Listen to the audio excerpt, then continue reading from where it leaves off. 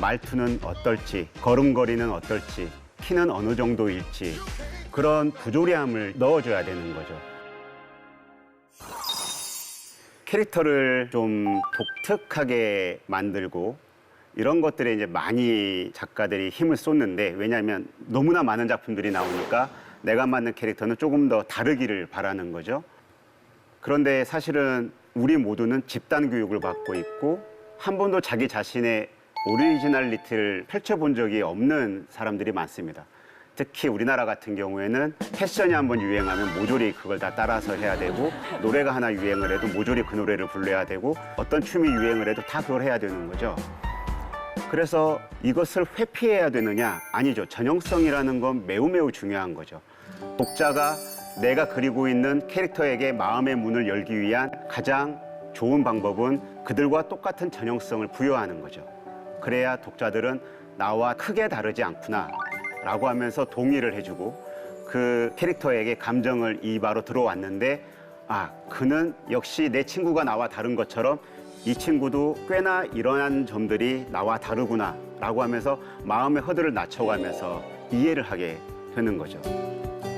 그래서 저 같은 경우에는 창작의 동력이 약간 분노랄지 사회에 대한 억울함 이런 것들이 많았기 때문에 데뷔 초반의 캐릭터들은 약간 삐뚤어지고 좀 과하고 유머를 다뤄도 좀 시니컬하게 다뤘었는데, 그러다 보니까 역시 마이너한 작가가 돼 있는 거예요. 책은 역시 안 팔리고 그런 것들을 좋아하는 기자분들만 제 작품을 좋아하고, 왠지 소문은 난 것 같은데 전혀 유명하지는 않고, 그래서 이제 크게 고민을 하다가 타이타닉이 나왔을 때 그 영화를 한 극장에서 한 3번 정도 보고 DVD로 한 7번 정도 봤던 것 같아요.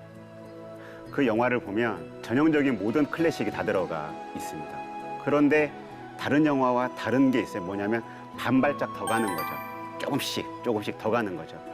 조금 더 일반적인 미남이 그걸 연기했다면 어떻게 됐을까? 뭐 이런 거에서 한 발짝 더 가는 거죠. 훨씬 더 미남인 디카프리오가 연기를 한다거나, 또는 그때 이제 뉴스가 됐던 게 어마어마하게 특수효과가 많이 들어갔는데 핵심은 고증이 엄청나더라. 그 고증을 위해서 제임스 카메론이 직접 잠수함까지 만들어가지고 침몰한 타이타닉호를 직접 보고 왔더라. 이런 것까지도 다 호기심을 충족시키는 부분이 되는 거죠. 그래서 저는 젊었을 때 전형성을 획득하고 싶었습니다. 특히 이제 제가 전형성에 대해서 멀어져 있던 사람이었던 이유가 뭐냐면, 저는 어릴 때부터 그림만 그리고 살아왔거든요. 공부도 되게 못하고 피부가 또 안 좋아가지고 아이들하고 같이 개울에서 옷 벗고 놀거나 이런 것도 잘 못하고, 그때 또래 아이들은 뭐든지 다 잘난 척을 하고 싶잖아요. 뭔가 자기가 잘하는 거 하나를 보여주면서 잘난 척을 하고 싶은데, 저는 잘난 척할 게 그림밖에 없는 거죠. 그러니까 항상 그림을 그리면서 나도 니네들만큼 잘하는 게 한두 가지는 있어라고 이제 버티면서 살아왔고, 그러다 보니까 좀 일반적이지 않은 어떤 생각, 습성을 갖게 된 사람이 돼 있더라는 거죠. 20살이 됐을 때 저를 봤더니. 그렇게 살다가 보니까 제가 너무 싫어지는 거예요. 저의 어떤 이 마이너한 태도나 이런 것들이. 왜냐하면 마이너함도 건강함이 있어야 되거든요.